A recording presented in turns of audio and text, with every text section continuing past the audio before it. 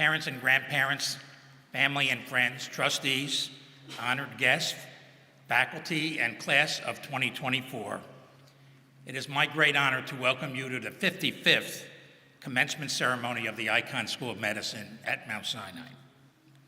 Class of 2024, you arrived here nearly 4 years ago when New York City was under siege.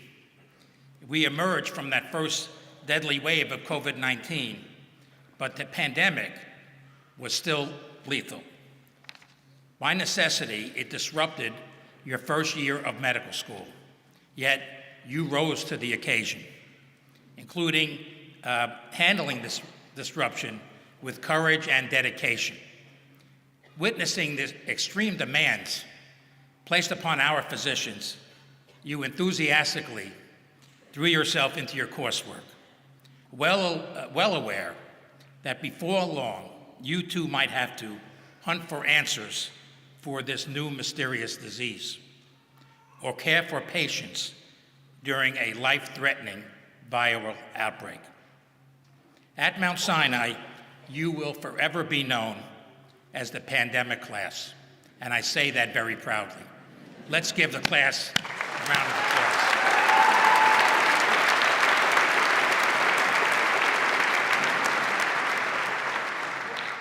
This was your first of many achievements here at Icahn Mount Sinai. You went on to demonstrate exceptional academic excellence and great promise as future physicians and scientists.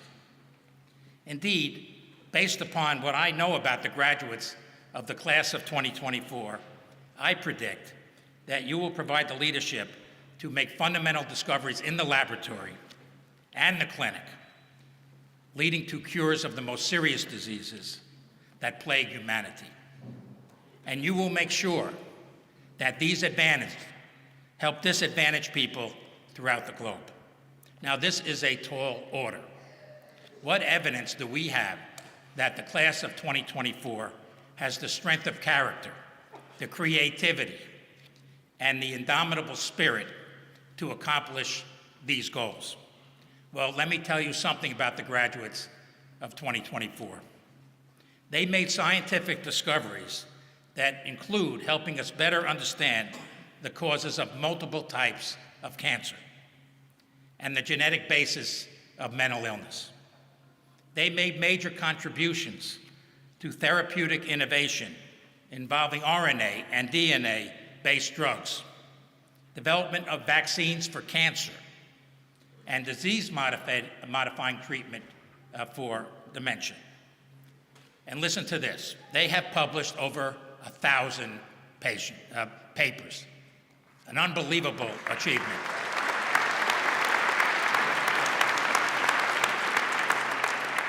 In addition, today's graduates are advocates for human rights and social justice.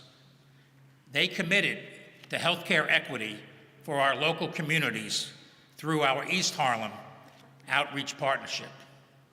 They volunteered more than 12,000 hours to the COVID-19 student workforce. That's why they're the pandemic class, 12,000 hours. And also, today's graduates are resilient. Some rose above poverty. Some were raised by single parents. Some are first-generation graduates of college and now medical school and graduate school. Some took care of family members facing medical challenges. And some served our country as part of our military, including combat medics. So, class of 2024, I have great confidence that you have what it takes to become great doctors and great researchers. I know you will be the healer your patients and their families need. I know you will guide them toward a meaningful recovery, or in some cases, a dignified death. And I know that you will think out of the box when all else fails. And scientists, I know that you will be bold and you will challenge convention. And I know that you will make discoveries that are deadly today to become treatable tomorrow. What about moral and social responsibility? Equally important, you graduate from Icahn Mount Sinai with a moral compass that has been strengthened by gaining a deep understanding of social responsibility of the physician and of the scientist. As you saw on your first day at Mount Sinai, this is a responsibility we take very seriously at Mount Sinai. We have a moral commitment to deliver outstanding compassionate care to every patient. We pursue equity in healthcare because every human being is deserving of good health and quality care. Sadly, not all physicians and scientists have shared these commitments over time. Recently, articles were published in the world's top 2 medical journals, the New England Journal of Medicine and The Lancet. In a critical review of its history, the New England Journal of Medicine just weeks ago acknowledged that it had been a proponent of eugenics. It published hundreds of papers of pro-eugenic articles, including editorials, during the first half of the 20th century. The journal discussed eugenics as a movement whose goals were, quote, in keeping with the proper mission of medicine. Terrible. Editors applauded the ever-increasing interest in the subject of racial betterment through the practice of eugenics. Now, such misguided thinking fueled contempt for people with disabilities, immigrants, and the poor. It encouraged discrimination against blacks. It provided backing for the introduction of sterilization in 31 states. That was America in the early 20th century. Now, I was unaware, and now I'm horrified, that these articles existed in, of all places, the New England Journal of Medicine. And just a few months ago, the Lancet Commission on Medicine, Nazism, and the Holocaust published its damning findings documenting horrendous facts, including that much of the German medical and scientific establishment was involved in the systemic torture of 6 million Jews and millions of others of non-Jewish descent. Sadly, the United States, our country, also has a history of medical research beyond the infamous eugenics movement. In 1932, the U.S. Public Health Service began a study with the Tuskegee Institute in which it withheld treatment for syphilis from hundreds of black men without their consent, even after penicillin became the treatment of choice for syphilis in the 1940s. So I put it like this: there remains a gap between the American dream, quote, we hold these truths to be self-evident, that all men are created equal, and the American reality. The difference between the American dream and American reality. We still witness discrimination against people of color, and currently we're observing an alarming rise in anti-Semitism, Islamophobia, and anti-Asian racism. These are problems for all of us. So I strongly believe that as physicians and scientists, it is our responsibility to be moral leaders. Not only must we oppose bias and racism in all its forms, but we must also stand against the misuse of medicine and science. Now, there are role models for us to emulate.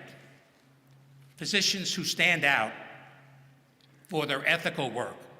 For example, Paul Farmer's social justice organization, Partners in Health, works with governments and local health authorities to ensure that those living in poverty have access to quality health care.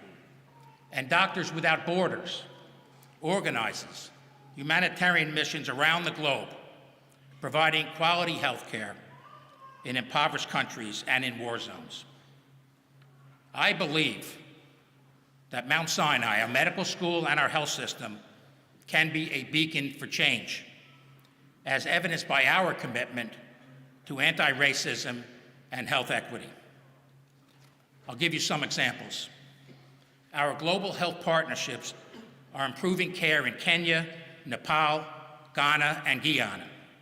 And here at home, the student-run East Harlem Outreach Partnership, in which so many of you have been involved and which is celebrating its 20th anniversary this year, provides free care to our neighbors.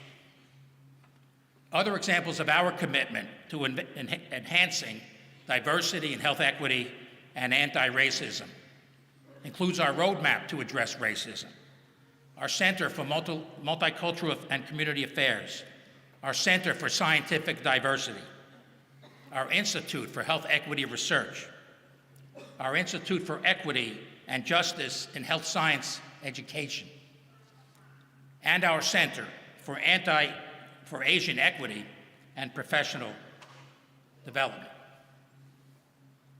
Now, there is no question that Gaza is in the midst of a health crisis. There is enormous suffering among all sides in this horrible conflict. And many of us have intense personal convictions on who and what is right, and who and what is wrong. But let's remember this. In medicine and public health, we should adhere to our unique mission. We must focus on our expertise and do what we have been trained to do, to care for all patients, no matter who they are, humanely and as best as we can. So, we should embrace our moral compass, maintain our personal code of honor, and follow the simple advice of Mark Twain. It's never wrong to do the right thing. Actually, I say this to myself every day. It's never wrong to do the right thing.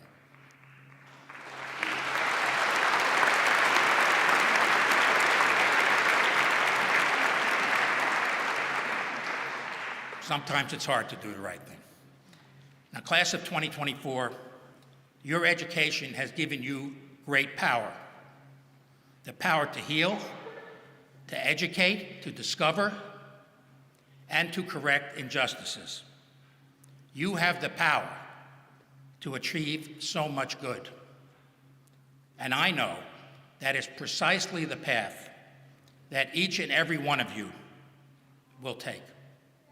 And I know that you will make us proud by being a force for good in our world. Thank you very much.